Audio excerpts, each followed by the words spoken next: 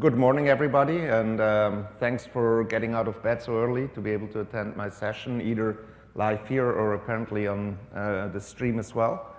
My name is Michael Rees. I'm a Principal Program Manager in the Azure Data Lake Big Data team at Microsoft.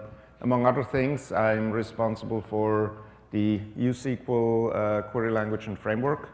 And so today I will be talking to you about how we can use Azure Data Lake to build a modern ETL pipeline for big data at scale. Show you a little bit how it can operate on multiple different types of data formats, etc., and be infused with intelligence, as our marketing team loves to say.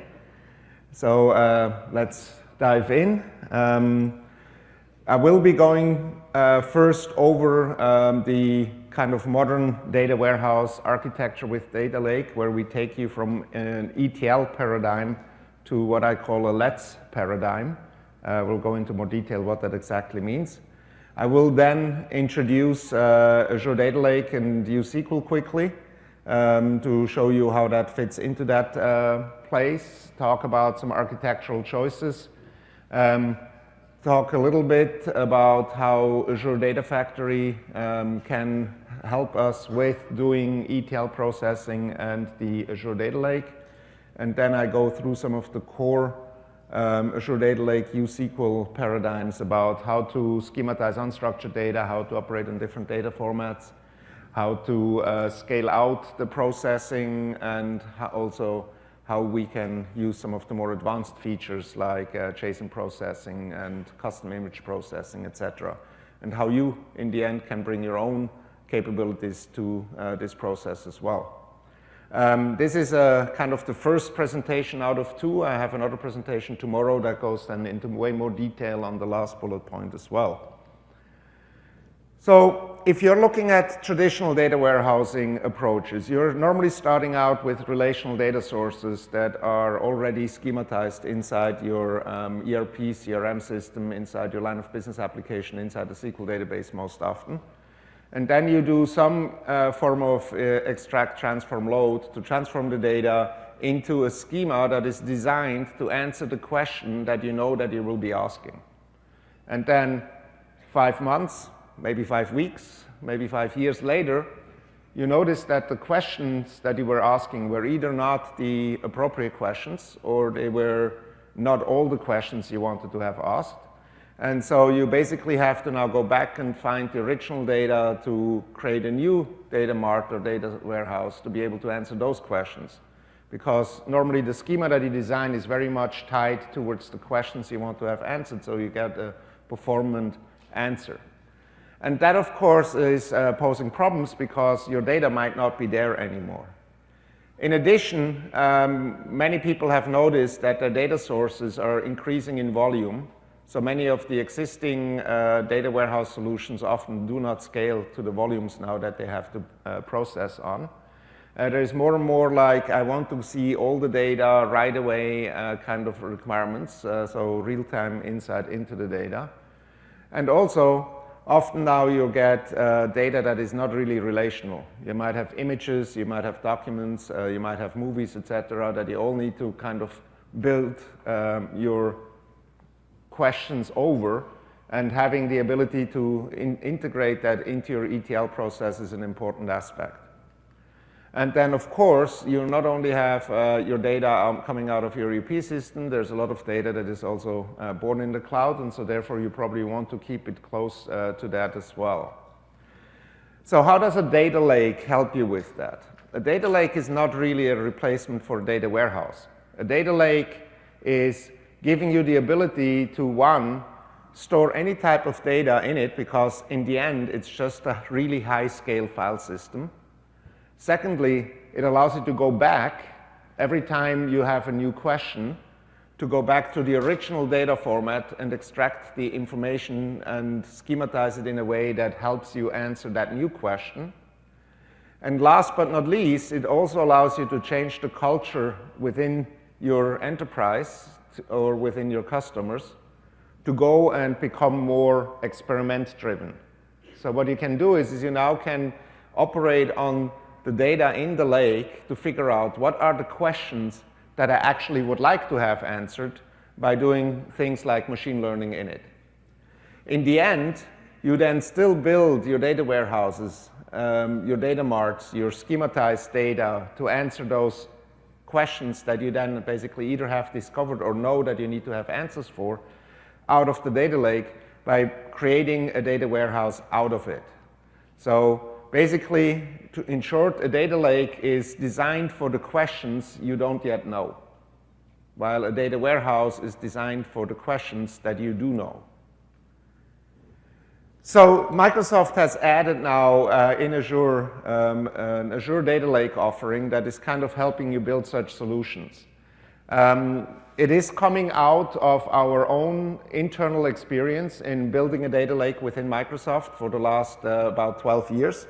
We started building that for Bing, our search engine, and now every single component within Microsoft, every single business unit is using it.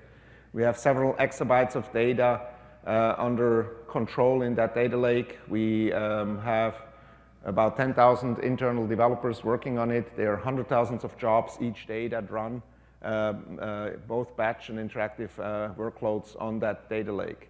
So we are basically now taking the learnings and tools, et cetera, and architecture that we have built internally and are bringing that now into Azure, into the cloud, so that our customers can benefit from that experience and that learning as well. It consists of basically a highly scalable store layer called the Azure Data Lake Store. It is a POSIX compliant file system with files and folders that is fully integrated with the Azure environment in terms of security, in terms of encryption. So you have data encrypted at rest with either a system-generated key or an Azure Key Vault key. You have it integrated with Azure Active Directory so that you can use your security principles to secure your folders and files inside the lake. So only people that you want to give access to can operate on the data. And then we expose the whole thing through a Web HDFS compatible API, which allows all our analytics engines to sit on top and basically operate on the data at scale.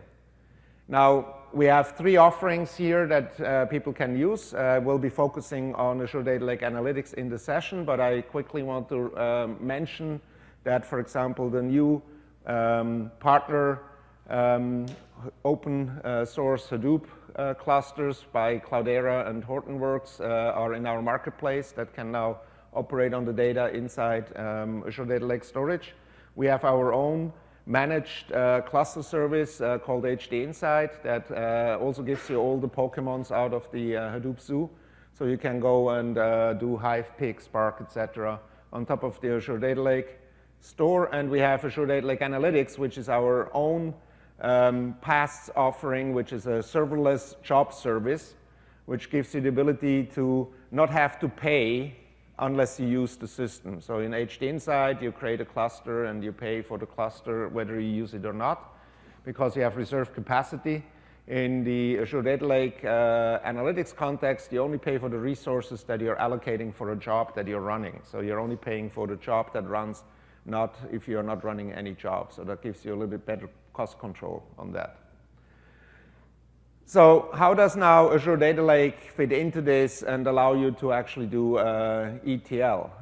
So you could imagine that you could use Azure Data Lake Analytics as kind of a SSIS at scale kind of experience, although it's, of course, the experience is slightly different, as we will see later in terms of the way that you're actually doing the processing.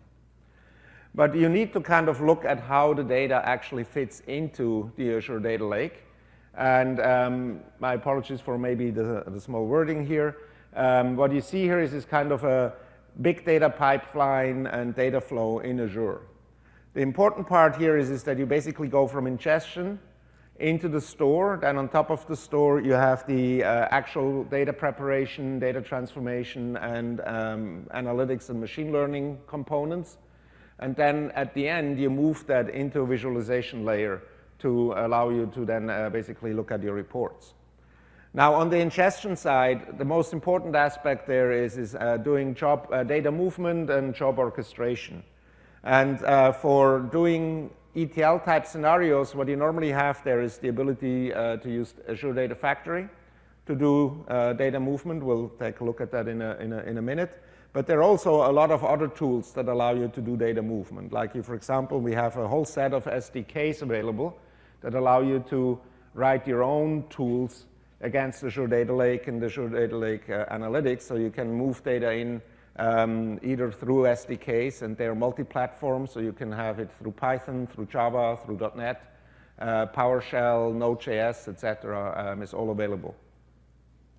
Then on the event ingestion side, we also have integration with Azure Event Hub. Event Hub can write out, for example, the archive formats into Azure Data Lake storage, so you can do your data transformation on that. And then on the visualization side, we'll see that you normally either use then HD Insight to do interactive analytics, or you are using SQL Server in the cloud, so you can, for example, use Polybase and SQL DW and basically get the data into a reporting environment out of the Azure Data Lake as well. So here are some of the patterns that we have seen. And the pattern basically here is on the left-hand side. You have all kind of the data sources, and then you basically have like a data warehouse experience. You can do ETL either directly into data warehouse, or you can move the data more as a data movement aspect into the Azure Data Lake. You do your heavy lifting of your ETL process, your data cleansing, your data preparation in that context, and then have Polybase basically be the part that exposes the data back into a SQL database, SQL data warehouse, on which you then can use your reporting tools like Power BI or SSAS or other things. You can also connect Power BI directly against files in Azure Data Lake storage. However, that will then read definitely the whole file into your Power BI memory. So don't do that with a terabyte file, please, unless you have enough memory on your machine. Now, another common processing architecture, obviously, is the Lambda architecture, which means that you have events coming in. They stream in at a high rate. You need to do hot path analysis. You use for that, for example, Stream Analytics to do so, or you can use also Spark or Storm on that in HD Insight. And then you still, like for the cold path analysis, put the data into Azure Data Lake and do your analytics there, your historical analytics. You might still do ETL now, transform that data that comes in, combine it with others, augment it, and then make it available in historical reports or so. So that's kind of the second paradigm that we have around this. Now, let me talk a little bit about why I'm calling this LETS instead of ETL. In ETL, you already have your data often schematized in some form. So you extract it, you transform it, and then you load it. And ETL means that you know what schema you're targeting, and you're schematizing the data for that. LETS is kind of the other way around. LETS means that you load the data first in its natural form. You don't really think about schematizing it yet. And then you start schematizing it into the extract phase. You schematize it and then transform it, and then you store it for future use. Most often, you're not using it for yourself, so you're then basically cooking the data, as I call it, for other users. So it's kind of let's and share. So you have a sharing component to that, and you can share the data with other people, either as a structured or as an unstructured data aspect. And then what you can do in Azure Data Lake is you can do part of that extract transform part. You can scale this out over large amounts of data. And you're not only scaling out simple group by aggregation kind of transformations, but you can also use your own code that you bring to the table and scale it out over large amounts of data. And we'll see some examples in the demos later. Including the ability to use some of our cognitive services capabilities at scale in the cloud as well. So to summarize, Azure Data Lake Analytics is basically a batch workload analytics engine right now that gives you the ability to really transform and prepare the data that you receive, either directly by loading it into the data or even by querying it from some of the other sources in a virtual form, and then make it available for sharing. It really scales out over a large amounts of data, and it has the ability to basically not only parallelize your SQL statements, but custom code written in .NET, Python, and R. And that one we will be talking about tomorrow in my session, tomorrow in much more detail. So I mentioned USQL. USQL is the language framework that we are using to give you the scale-out capabilities. It allows you to take your .NET code and basically scale it out over hundred thousands of files and millions of rows in a scale-out shared nothing architecture. It is designed to be fairly familiar to people that have a SQL background. So USQL, as the name says, uses a declarative framework based on the SQL language. But it's designed to make it very easy to make it extensible and also to scale it out. It's called U in USQL not because it comes after T. It is called U because it unifies the declarative nature of SQL with the imperative programming language experience, and also allows you to operate seamlessly over structured and unstructured data as well. I also use the term, I'm Swiss, German. We have a data lake. We need a tool that takes our experiments deep down into the lake to find interesting information. You're normally using a research submarine for doing so, and in German, a submarine is called the U-boat. So I see USQL being the U-boat of the data lake. So one aspect that I kind of only hinted at and that I would like to emphasize also is that while we are operating on data inside the data lake, you not always want to move the data and copy the data into the data lake, especially not if it's like small, high-value data that you want to, for example, keep in an existing database, or you might have sharing scenarios where you have data in other data lakes and you don't want to copy all of it over. So USQL gives you the ability to read and write data in not just your own Azure Data Lake storage account, but if you have permissions to it, also other Azure Data Lake storage accounts.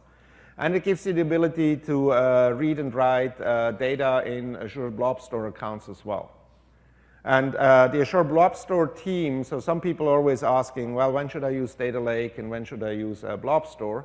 And both of them have their pros and cons.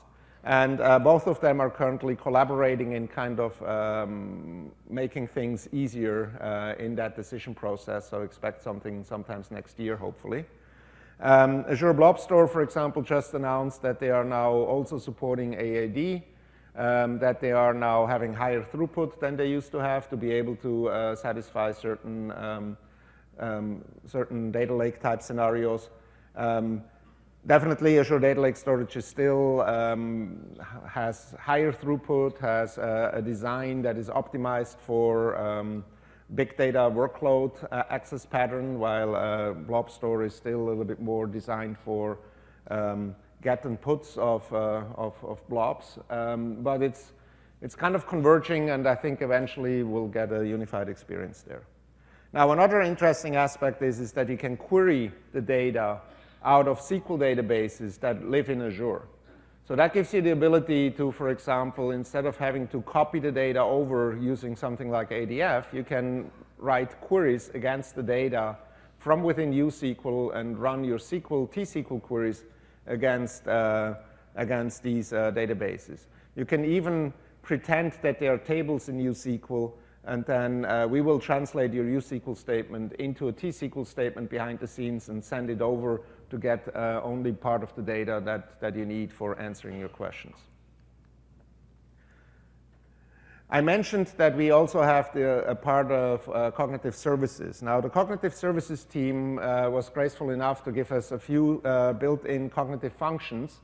Now, we are not calling out into their APIs. If we would do that, we would very quickly have a distributed denial of service attack against their service, because if you scale out over let's say 100 nodes, and each node operates on 1 million rows, then you very quickly have 100 million web service requests against their service. That wouldn't really scale. So what we do is we actually got the code.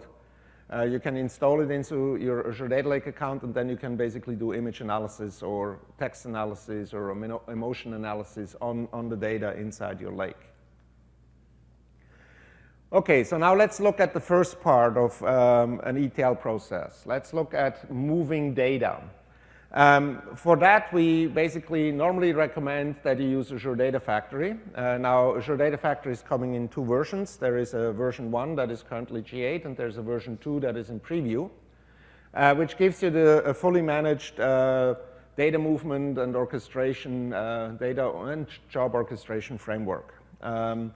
It is globally available. It actually is designed to be able to move data between different regions without having to pipe through the region where Azure Data Factory lives. So it's very nicely designed in that way. And it allows me to move data from a plethora of data stores into Azure Data Lake. So if you look at this table here, you can obviously get it from, for details with the slides. You will notice that there are a lot of data sources here, like a lot of databases on-prem that need obviously then a gateway. And you can then move the data into the sinks, such as Azure Data Lake Store. And it's obviously a many-to-many connection, so I can take data out of, for example, Amazon Redshift here and move it into Azure Data Lake Store if I want to. That's the data movement part. We also have the ability to submit Azure Data Lake jobs with Azure Data Factory. Now, this is important also for doing basically operationalization of your job pipelines, because you don't want to like sit there every day and submit your jobs. You want to have them run at specific intervals or triggered after a certain data upload process, etc. And that kind of what ADF gives you. The nice thing is that ADF in both versions give you the ability to use service principals for authentication, which gives you the ability to basically not have to worry about expiring passwords of user accounts. And you can give specific permissions as well just for these pipelines. You have the ability to provide parameters, for example, to your uSQL scripts. Which is good, so because then you can basically parameterize that. So you see the example here highlighted where I have an in parameter and an out parameter, which just parameterizes the names of the files that the script will operate on. And I can also like set how much resources I want to run, which private runtime I might want to use, etc. So it has a lot of capabilities. Now, Azure Data Factory v2 has a new cool feature that kind of integrates with our experience in the ADL job repository environment, which is that it adds support for ADLA pipeline and reoccurring jobs insights. So what it does is it allows us to correlate repeating jobs or job pipelines in a way that we then can go into the ADLA pipeline to look at these jobs and see what is actually happening. So we will see, for example, that instead of just seeing individual jobs, we now can correlate jobs against each other. So we can see, for example, if a job that used to run in 5 minutes now suddenly runs for 5 hours, we can put alerts on that and see what's happening in that context. So that's a completely new feature that we just have released. So if you haven't looked at it yet, definitely something to take a look at. Okay, I've done a lot of talking. Now let me show you some code. And let's look at now, once we have loaded the data into the lake, I would like to be able to go and take a look at the data and decide how to schematize it. So let me switch over to my laptop quickly. What I have here is Visual Studio. I'm still old-fashioned. I'm using 2013, but can use 2015 and 2017 as well. And I installed the Azure Data Lake tool extensions to Visual Studio, which allows me to basically submit and operate with jobs against Azure Data Lake. Now, the first thing I would like to do is I would like to take a look at some data that I uploaded and then decide how to schematize it. So for that, here we have the Data Lake Explorer, which is a way for me to explore my data.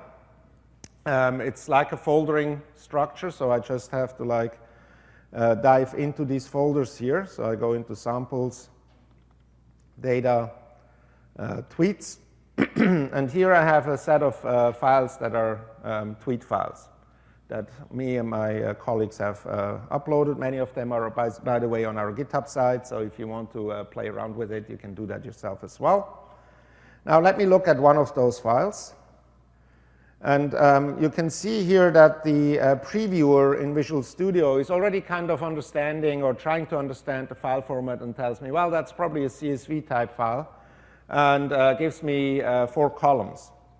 Now, in a recent version of the tool, we added this create extract script. So one of the things you now need to do is you need to have an expression that allows you to create the schema over that file. In uSQL, you do that with an extract expression, and you can now create it here. So let's do that. I click on Create Extract Script. Now, this is opening up a script designer. It allows me up here to kind of say what the delimiters are, whether it's quoting, what encoding it has, et cetera, et cetera. And then it kind of gives me the ability to set data types on my columns and name the columns. And then down here, it kind of creates the extract statement for me automatically. So basically makes it very easy for me to schematize at least the standard kind of CSV, TSV data formats that we get often during our loading. So let me just do that here. Actually, let me be kind of move everything into strings here. This would be date, then next one would be a string of type, that would be time. Then this would be the author of the tweet, and this one would be the tweet itself. Oops.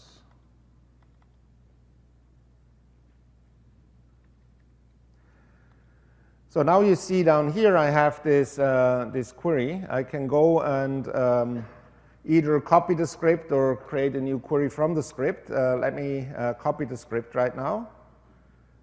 So now I have it inside my buffer. And I now open and create a new uSQL project. So like in Visual Studio, always I say new project. We now have, if you have the ADL tools installed, we have this ability here to create specific uSQL project files with the templates that are pre-installed. So let me do one here. So it will tell me that the current solution will be closed. I say OK on that. And now I just paste this statement in here. Let me increase the font size so people in the last row can see this too. So this is what I basically just extracted. I can get rid of the absolute path here if I want to just have relative path theorized. And now I have this schematized. Now I can do some interesting stuff with it. Of course, since we are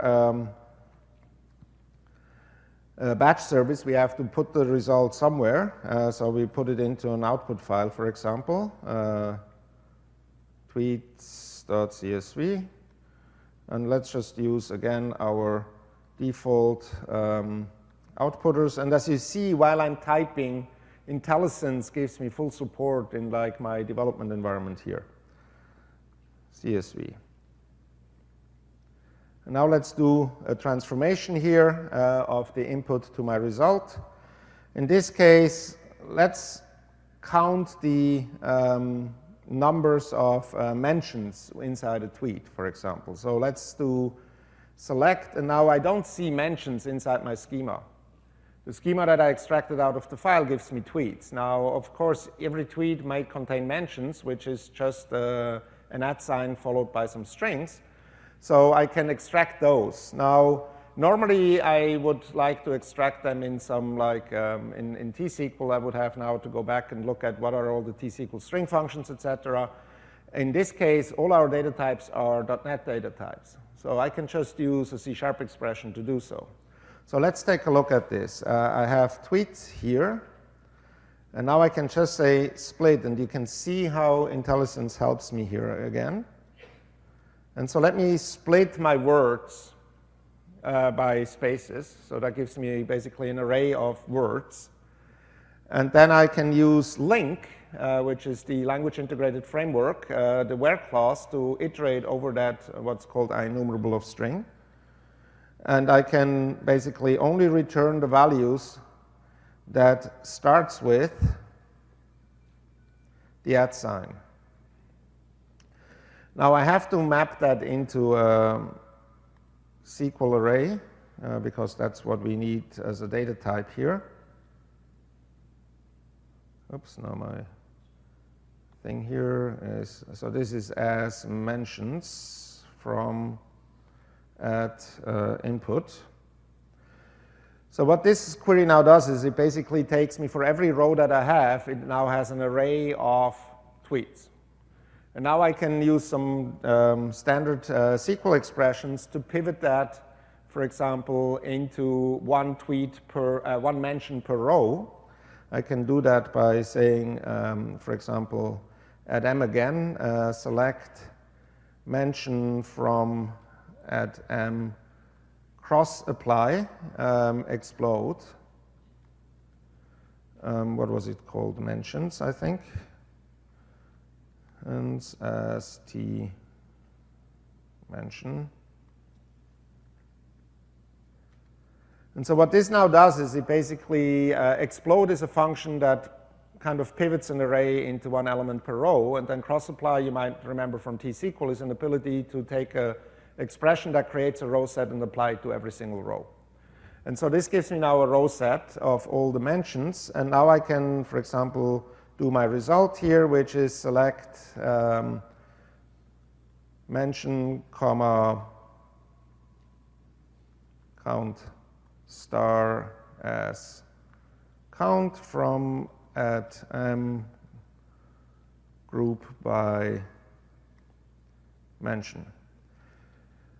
So now what this does is it basically takes my mentions and basically counts them. So now I have a summary that I could put into a file and then, for example, access through Polybase. So this was a very simple ETL process, or an ETL script in that sense, that allows me to take a tweet file and do some analytics, create me a little bit of a small data warehouse table here, a very simple one, of course, that I then can do some reporting on.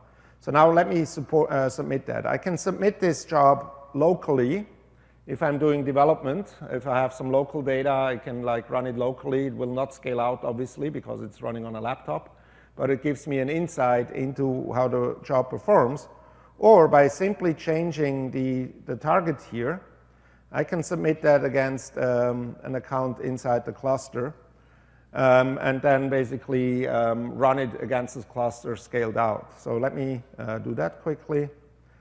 Submit it, and now we'll see how good I am in typing ad hoc, how many typos I did. So the job is now compiling locally first. It will do some syntax checks, and then it will submit it against the Azure Data Lake service in the cloud. And then it goes through several different phases. Now this is batch processing, so it spends quite a bit of time, in the context of job preparation, where it will be compiling and optimizing your script, and then it will go and do a code generation, so it actually generates C++ code behind the scenes for the query plan, and then execute that scaled out over potentially many nodes. Now in this case, since I only have one file with a little bit of data, it's probably just running on a single node. And as we can see, it's already done here. So it took about 23 minutes to compile and 12 seconds to execute. Over here, you now see the execution graph, the job graph. Now, one thing you notice is I had many different statements inside my script. USQL, unlike T-SQL or Hive, is compiling and optimizing the whole script as one. So it will be looking at each one of these statements and combine them into a big query tree and then basically execute them after optimizing the whole tree. And not like in T-SQL where you have one statement with an assignment and that gets executed, optimized, then you do the next one. So it's able to like look at your script as a whole and do global optimizations. So it's more of a data flow language in that sense than a query language. So now I can dive into this. You don't have to see the detail, but that's the actual query plan here. That does the extraction and the applying the C# code that I've written and doing the grouping and all the stuff that you have seen. So this is actually what gets executed within that node at this point in time. So this just gives you like a simple way of understanding. Let me go back to the presentation here. I think it was 5, if I'm correct. Yep. Gives you a kind of an interesting kind of how you schematize unstructured data. You have an extract statement that allows you to do that. So first, let me quickly, so this is just talking about the expression flow programming style. So you have this like script, a lot of statements, very easy to kind of program and follow along. But then the actual processing takes everything together and builds a huge query graph out of it that then gets transformed into these execution job graphs that you have seen a very simple version earlier. Here on the slide, it's a little bit a more complex one that shows you a little bit more interesting information. The tooling will give you then a lot of ability to do like hotspot analysis, heat map analysis, and all kinds of interesting things so that you can figure out where bottlenecks are, for example, where you might have data skew, where you have maybe slow running code, etc. So there's a lot of debugging available for doing performance tuning, etc. So in terms of operating on unstructured files, I put the unstructured into quotes because obviously there is structure in the file, otherwise you couldn't really make any sense out of it. But it's not structure that is known to the actual analytics system unless you extract it into a schema. We do have built-in extractors for CSV, TSV-like data file, and it's my pleasure to announce that we now have in preview with the next release of our service also Parquet support, so that your guys are like the first ones to hear that right now. And I will show you that in a minute as well. You can also write your own custom extractors. For example, we will see later in the presentation a JSON extractor that allows you to extract data out of JSON documents. This is available on our GitHub site as a sample, so you can take it and massage it to your own needs. But we basically give you a lot of extensibility in that context. For people who are familiar with Hive, this is like the SIR of a SIR-D. And then we have the D of a SIR-D in the sense of an outputter as well. So that's kind of the same thing going in the other direction. In terms of specifying files, as I mentioned, we can access relative paths to access your default storage account, or you can provide absolute paths to access other storage accounts, including Windows Azure Blob Store accounts, by using the appropriate URI scheme down there. So I said we have Parquet, so let me quickly switch back and just show you a simple script here. So in terms of the script, we have here an input file that is coming out of a Presto system that contains just right now one row of data. It's a Parquet file, and I will be processing that with a Parquet extractor. In order to be able to do that right now, I have to set the preview feature on, and I'm extracting here different data types. Now, because Parquet obviously is using not the C# type system, I'm kind of right now giving the explicit schema so I know which C# data types I have.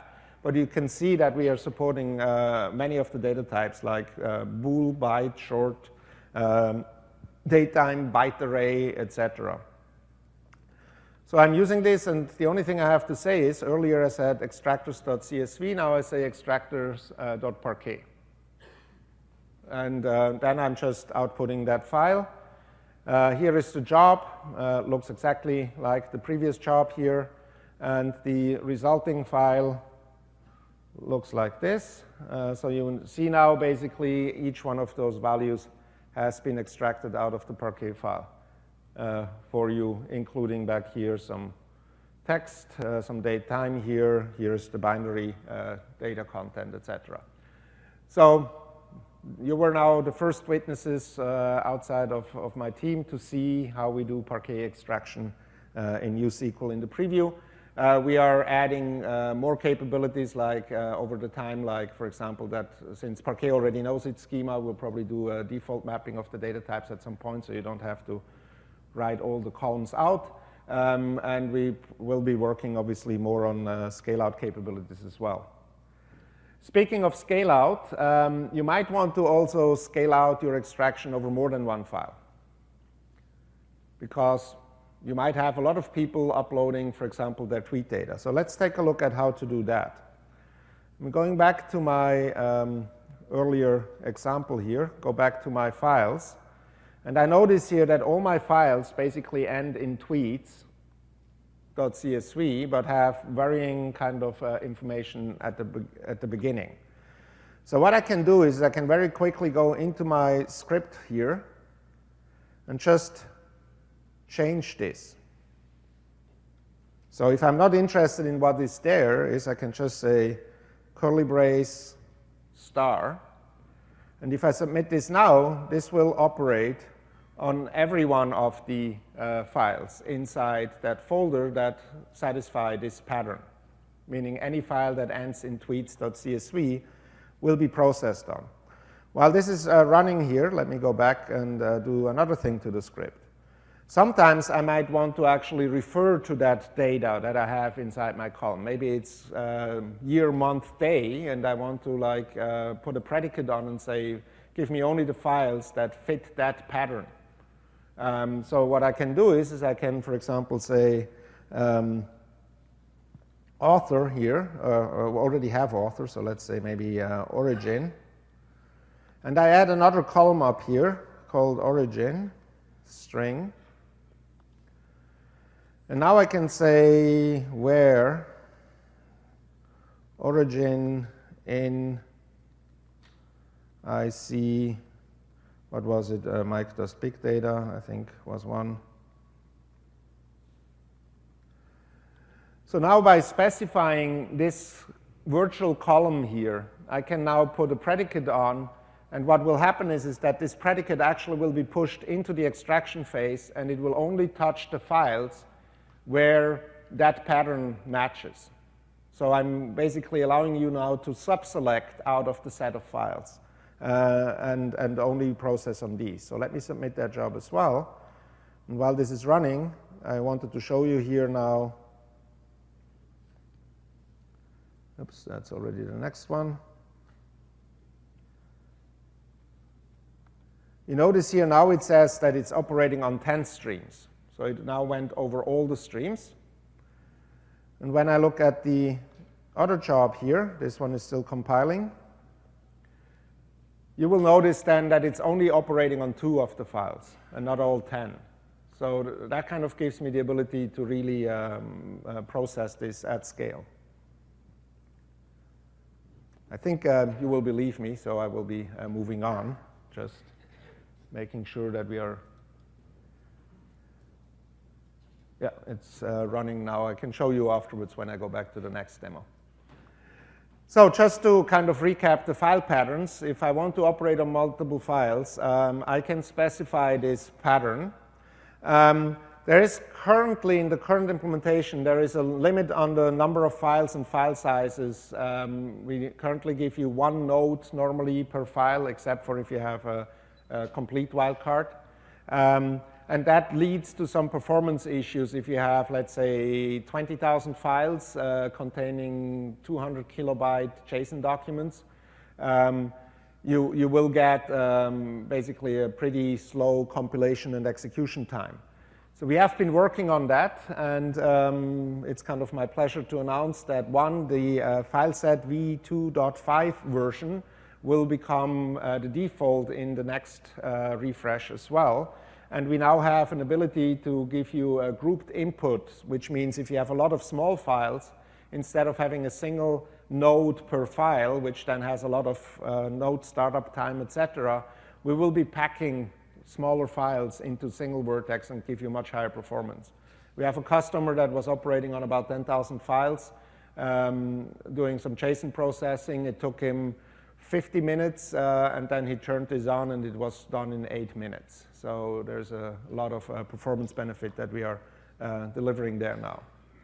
I mentioned the virtual columns. They basically can be used as any normal column, but they also have the ability to push predicates into the extraction phase so that we are only looking at a subset of the data. Currently, this is on output, on extraction only. We are going to look at adding data-driven output, meaning that I can use this pattern to output into data as well, sometimes latest early next year. It's currently under development. It's a more complex thing because that's the first time we don't know the file names at compile time, basically. So one of the things that you want to do now is, obviously, I've written my extract statement, and you don't want to remember that extract statement every time when you want to tell somebody, please operate on this set of data now. So you want to be able to make that code and the data shareable. So one way of doing that is basically define some abstraction over it. Now in Hive, for example, you would create an external table. In uSQL, you are basically defining a view or table-valued function, which is basically the same concept. So by the way, just to go back here, you notice this time it operated on just these two files, and you noticed that it was actually operating on them in parallel.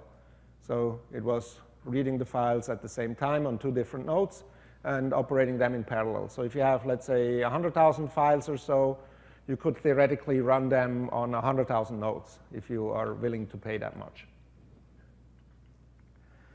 So let's go back here and show you how we can do some more data cooking. I have here a prepared context. And what I do in here is now I basically have a little bit more complex version of that script that I had earlier. And what I do here is I basically create a function. And what this function does is it just wraps that script that I had and parameterizes it. It's very simple. It actually, unlike multi-statement T-SQL functions, these functions are still all inlined. So there is no difference between single line and multi-line table-valued functions. What we do is we just basically take the last assignment to this return variable here as the expression that returns the result, and then it will get inlined accordingly. So you see here basically the statement, and then down here you have the result statement. This code, by the way, is on GitHub, so you can just, the link is in the presentation, so you can just go and download it and play with it yourself. So once I have this wrapped into a TVF, I can have that it's registered inside my uSQL database. I can share that database with people. I can put ACLs on it. And then I can just tell people, use this table-valued function, so you don't have to remember what the schematization is.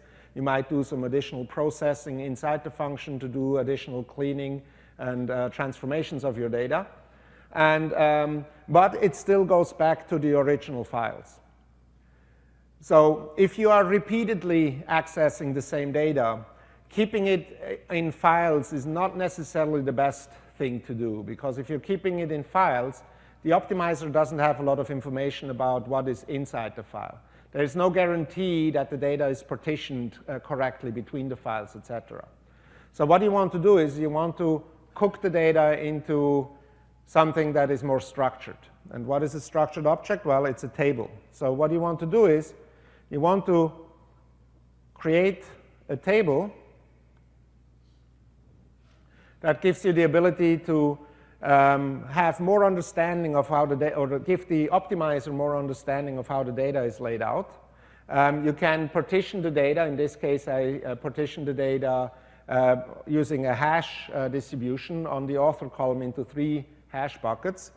And I can put an index on it that is clustered. So these are basically clustered index tables that are internally partitioned, and then you can also have an additional level of partitioning that allows you to do the data lifecycle management.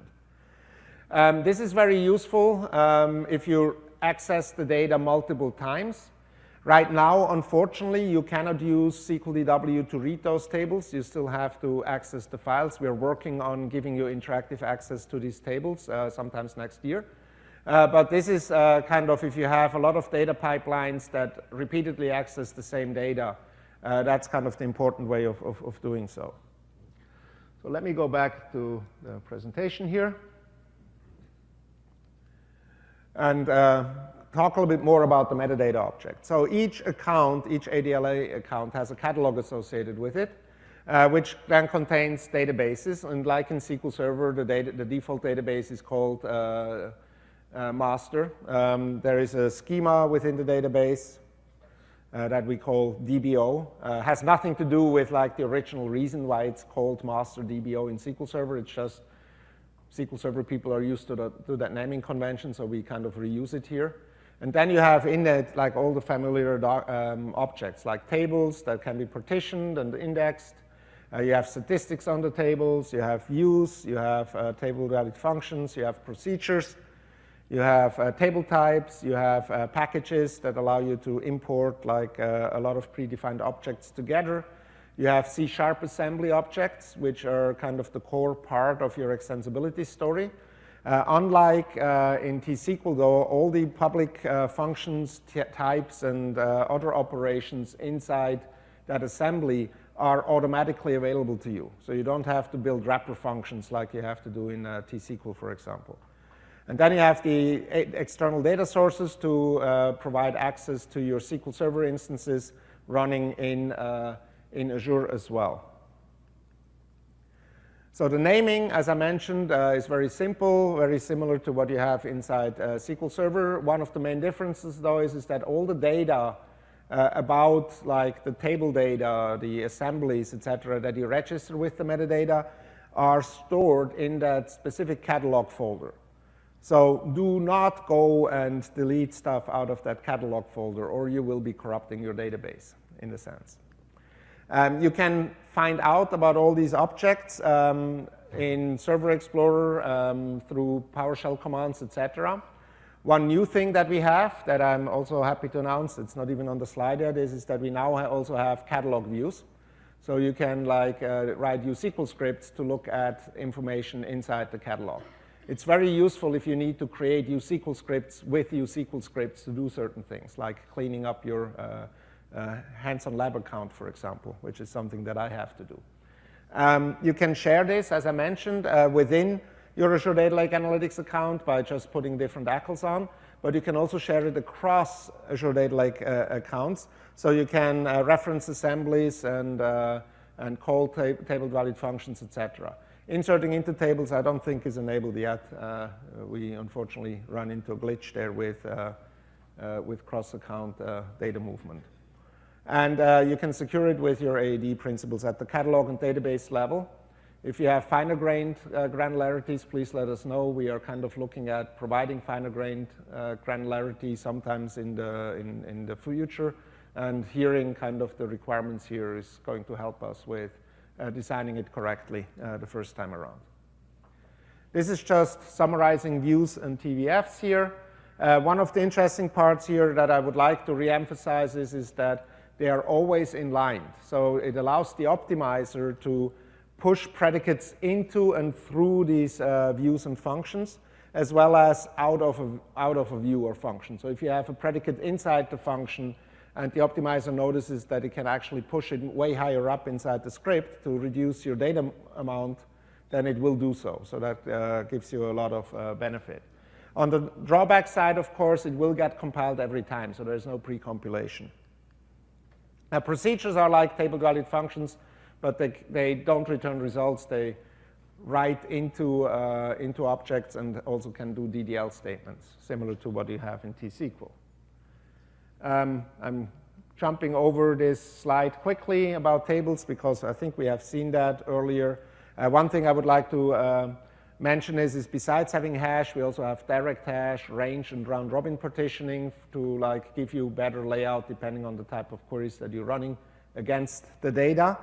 And the benefit of table clustering is really when you have frequent accesses and you want to design it so that your data distribution scheme is giving you the best data access characteristics for filter, joins, and grouping. And you can do higher level table partitioning if you want to do data lifecycle management. So you want to expire old parts, for example. Do not use it when you don't have any reuse of the table, obviously, because it's going to cost you to create them. There's also a sampling feature that we have. So if you want to, for example, do sampling on the data, you can do that, for example, to test out your kind of pipelines on a smaller data set. So that you can see if it actually does what you want it to do. And in some cases, actually, the sampling has certain statistical properties so that you can actually use sampling to get highly approximate query results. So if you don't need the 100% result, you might say, I sample only 10% of the data and I still get a 90% kind of accurate result over the data. With the sampling at a much higher speed. So now let's look at the last chapter of the session, which is now taking not just built-in code, but taking custom code and scale it out as part of my data preparation pipeline. And there's way more detail in my session tomorrow, but I would like to kind of give you, in case you can't attend, give you a little bit of a taste of what you can do in this context. Now, uSQL has this extensibility model that gives you the ability to not just write these C# expressions directly inside your select statement, but you can wrap them into user-defined functions, user-defined aggregators, and user-defined operators. Now, these user-defined operators are very important to make you more powerful in your ETL pipeline based on uSQL, because it really allows you to bring in your custom code and do interesting transformations that otherwise would be very difficult to do. I don't know how many of you have tried to do custom extensions in SSIS, but it's not for the faint of heart. And we try to make it very easy in this context, and then also allow you to scale it out to all the data that you have inside your lake. So what are user-defined operators? They are these extractors that you have seen. They are these outputters that you have seen, and we have others like processors, appliers, combiners, reducers. These are all these like operations that you actually can execute on the data at the row set level and will scale out. Now, the way that we scale it out with uSQL is that we have explicit syntax that allows you to do the scale out. So the extract statement basically says, scale this extractor out over all the input files and all the input data. And if the input data is large, we might even split the input data to scale it out. So if you give me a 10 terabyte CSV file, we probably split that into 10,000 extractors or something like that. So let's take a look at an example here in terms of JSON processing. Switching back here. So what I have here is a simple JSON document that contains two person elements in an array. And each person element has a person ID and a name and has an address collection. So maybe the home address and the work address or something like that. And now I would like to turn that into a row set so I can process that. So let's imagine you have like hundreds of thousands of these JSON documents that you get in from some data loading pipeline. And you want to transform that into something that you can use inside a relational data warehouse. So you need to kind of schematize that into some relational form, potentially into multiple tables, table formats. So in this case now, I'm using the specific samples JSON extractor that we have on our GitHub site. So this is a custom code that we have written. It is actually calling into newtonsoft.json, which is a very popular .NET JSON framework package. And we basically wrap that with some custom code to integrate it into our uSQL framework. So what I do here is now I go and say, for every person element within my array, give me back a row and extract the person ID, name, and the addresses out of my JSON document. And then in my next step here, I say, now unpack my JSON addresses here. This gives me a kind of a map, and so I take the address out. And then down here, I use this explosion here, or this supplier that now takes me and takes out every one of the arrays, or the addresses out into a separate row. And here I just map the address ID, the street, postcode, and city out of that map object into corresponding columns. So again, this is a fairly simple script for me to use to do JSON processing. I do have to understand the structure of the JSON document, obviously, so that I can navigate down. But it's very simple to use the capabilities there to navigate down into the script. Now, I did run that earlier on my complex JSON object. And as you can see here, again, it was a very simple job that got created here. If I double-click on here, you see the plan. Let me see if I can zoom in a bit. So up here it says, for example, JSON extractor, and down here it does the output. So it's a very simple pipeline that it executed. And the result is what you would expect. With 2 people and 2 addresses each, you get 4 rows back.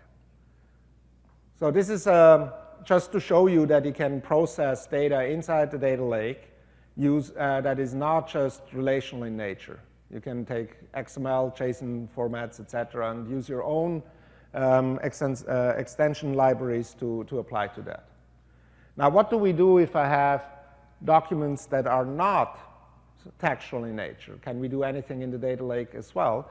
And the answer is yes, and so let me show you that as well. So in this case, I have a bunch of images that I've loaded into my data lake.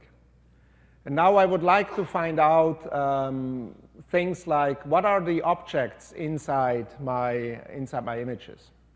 Now, as I mentioned earlier, we have these cognitive libraries that we have made available inside the data lake that actually allow me to do image tagging, which means it recognizes objects and then tells me what are the objects in there, and then optionally also adds confidence to that. Now, let's focus on one of the pictures here. This is a picture of a cute little squirrel sitting on a rock. Let's see whether it can find it. So let me go and look at this code here. The code is quite simple. I'm basically referencing the image library that has been added to my account. And now down here, I'm operating on all the images inside that folder. And what this does is just extracts the image into a blob, basically. And then I use these 2 virtual columns, name and format, to restrict it to just the files that are JPEG files. I didn't want to take a look at the TIFF files that were there, so just showing you again file set elimination. And I then process my image row set using this image tagger. Now, this process will run over a row set. A row set can very easily be scaled out. So it basically, if I have 1 million rows here, I can scale that out over maybe 100 nodes and so, and be done in almost no time. We have a exec keynote demo that operates on a 1 million row faces table and does emotion detection using the same processing paradigm that you see here. I'm normally not showing it in my session because it costs $10,000 to run the job, and my management doesn't give me that much allowance. But it basically shows you that you can really scale this out from the few files that you've seen here to millions of documents inside the table. Now, again, I did run this earlier. Let me show you the job result here.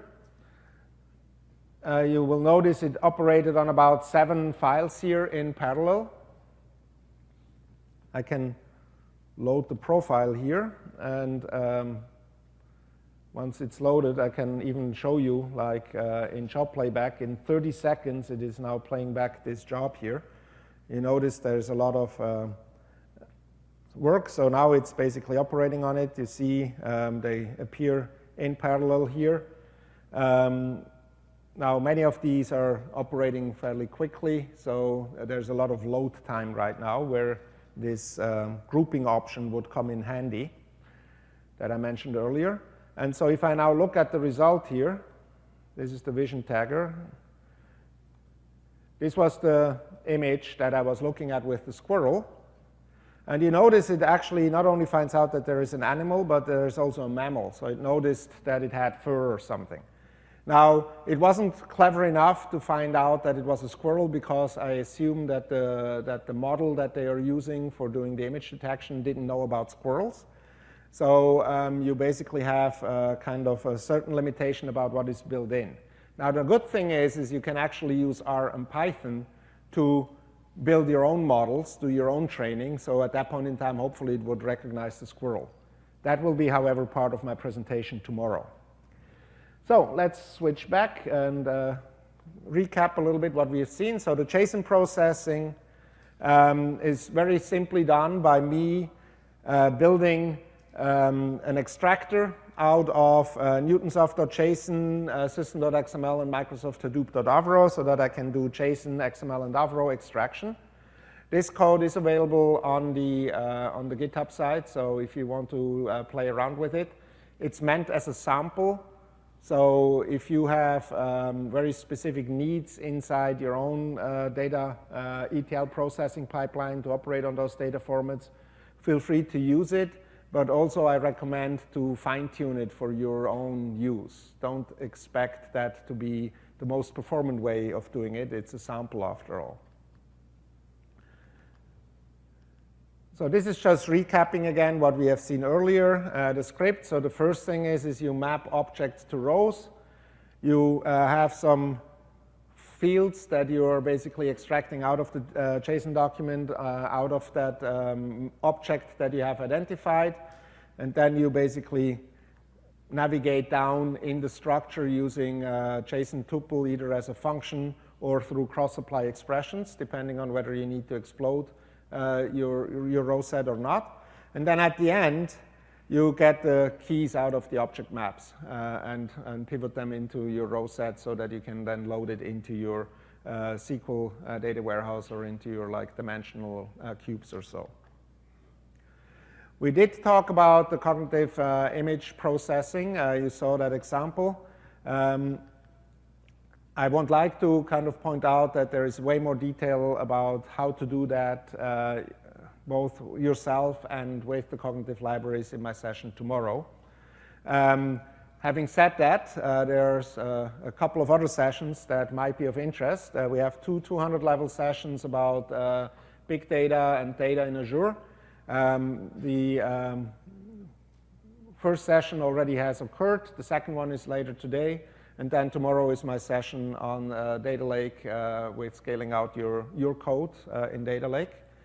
I definitely recommend that you stop by if you have any questions in detail at our booth. And we also have some hands-on labs. So if you want to play around with USQL yourself, you can do so, playing with the data and ADLA and USQL yourself as well.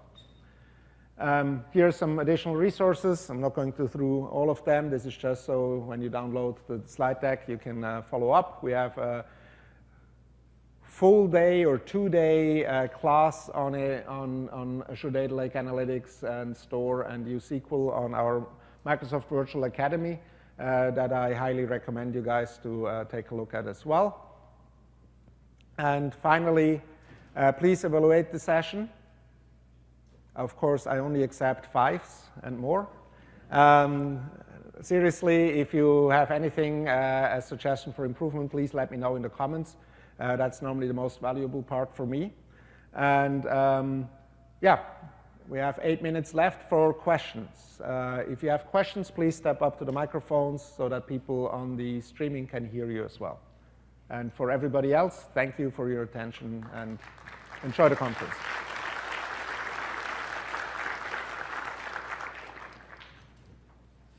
Okay, there's a question back there. I have a question. Are there any plans to include Cosmos DB as one of the federated query resources? So the question is do we plan on including Cosmos DB? Yes, it's on our roadmap. We don't have an ETA yet. There is a link called aka.ms/ADL feedback that takes you to our user voice page. Please upvote or file a request there. And the higher the number is, the more likely I can convince my management to put resources on. Thank you. Yes, next one. When debugging the plan that's generated, is there any public documentation around each of those steps that is broken out into? Okay, so the question was if we have any documentations about each of the job graphs and the operations and so on. And the documentation right now is still a little bit sparse. We are working on documenting each one of these operators that you might see. In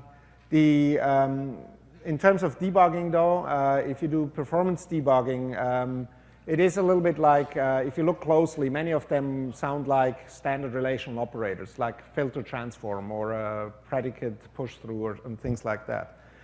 We do have presentations up online in PowerPoint slides right now, not yet in Word doc or not yet in document format, that talk about how to do performance tuning, some best practice guidance about how to write your code so that, for example, predicates can be pushed through your user-defined operators and things like that, and how to partition the data to get better performance and so on. That information is available online. We are adding more documentation on that definitely over time. So if there's anything you specifically want to know, you have on the presentation at the top, there's usql@microsoft.com. That's an email alias that I and a few of my engineers are on. And so if anybody has questions, we're more than happy to answer that. Otherwise, Stack Overflow, MSDM forums is another place as well. Thanks. Next question. Can you share if there's any upcoming security enhancements to inheritance of objects within the data lake? Security enhancements on inheritance of objects. Can you be a little bit more precise what you mean with that? Well, what we found is when placing an object in data lake, it doesn't necessarily inherit the security from the above folder. Oh, so yes. So this is an interesting experience for Windows users. So basically, Azure Data Lake Store is using the POSIX ACLing model that is prescribed by Unix file systems as implemented in Hadoop, etc. And so that means that objects within a folder do not inherit the folder's properties. I think the team is looking at, but maybe Kathy can help me with that. Are we planning on giving an option for people that if they put an object into a folder, that the object is inheriting the permissions of the containing file, containing folder?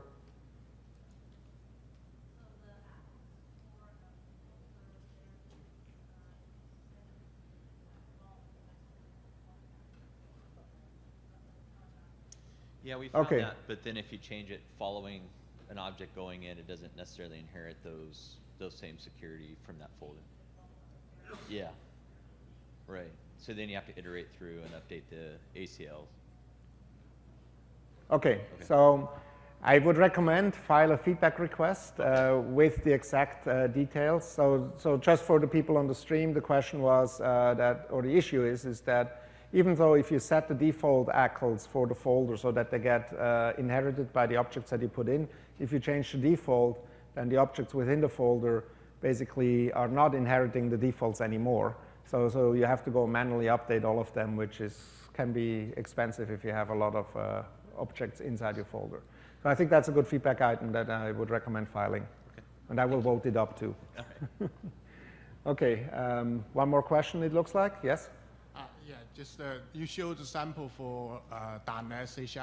Is there other language supported, or are they going to have a portal GUI to be able to just drag and drop to build this? So there are two questions here. One is are there other languages than C# for the extensibility model? And the second question was, is there some GUI for doing drag and drop of, I guess, code to put it in? Let me answer the second question first. No, there is not in our tooling, but there's a nice opportunity for some ISVs, for example, to build something on top of our APIs to do so. In terms of other languages, yes, there are other languages supported. I will actually talk about that tomorrow in my presentation in way more detail. We give you the ability to run Python and R, and we're looking at other languages as well. And then obviously in the .NET family, you can also use VB.NET or F# or so to write your user extension models as well. And more detail tomorrow, otherwise I'm kind of giving my presentation already now. Thanks. Can we call this uSQL jobs through SSIS, not from ADF, but instead? So the question is what can I do through SSIS instead of ADF to do orchestration and data movement? Right now, SSIS does support data movement into Azure Data Lake Store, so you can move data with SSIS as well. They do not have job orchestration yet. If you want to have that, please send me an email to usql@microsoft.com because the team is actively looking for customers that want to do job orchestration for usQL jobs through SSIS. So if I can forward your name and use case to that team, that helps them, again, prioritize the investment. We are kind of pushing them to do so. I also reached out to some third-party ISVs to see if they can help, but if we have that, if they have real customers, then it's easier for them to get that motivated to do so. Okay. And just one final question. No one's okay. Yeah, I think you're the last one. So mostly the use cases for the data lake are the append-only files. So yes. What are your recommendations for, if you have to do DML operations, merge, deletes, inserts, do you still recommend ADL, or do you have to go for a powerful data warehouse? So the question is basically, what about DML and how do we operate with DML? The first question is what is your scenario? Are you having a more of an OLTP-like scenario? At that point in time, I would recommend to do that through your through an OLTP system and then basically move the data into the lake in intervals so that you intervals that are fine-grained enough to keep you up to date and are coarse-grained enough so that you actually scale. You can do inserts in usQL right now into tables, but every insert statement creates a new file. And so if you, let's say, do 10,000 inserts, it will have 10,000 files. And at that point in time, we recommend that you rebuild your table before you actually query it, because that's not going to be as scalable. In terms of updates and deletes, you can build, right now, you would have to build Delta tables and then do as part of your data cooking process. You would have to basically process your deletes and updates into the final view. We are planning on adding update and deletes for bulk updates, so large-scale updates, sometimes probably next year, because we have some requirements around being able to have people forget their data inside a data lake. So we are going to add such capabilities, but I still would strongly advise you to think about why you want to delete things or update things inside a data lake and not keep the history of the state around. Yeah, it's not an OLTP system. Say if I pull in 1 million records today into Lake from my on-prem system, tomorrow if there are updates to 10,000 records in those million, I just want to bulk update those 10,000 in there. Yes. Rather than appending everything and then 1 million and a 10,000. Yes. So you can do the insertion, you can do easily the merge type scenario. You will have to write a transformation script. One thing that we recommend, if you have structured data like tables at that point in time, that you use partition tables. And then you only have to go and operate on the partitions for which you have changes, which might be much less than the overall table. So that's kind of where the data lifecycle management aspect comes in of using partition tables. Thank you. Okay, thanks. Okay, I think we are closing now. Thank you again. I'm still staying here, so if somebody wants to come up and talk, I'm more than happy to do so.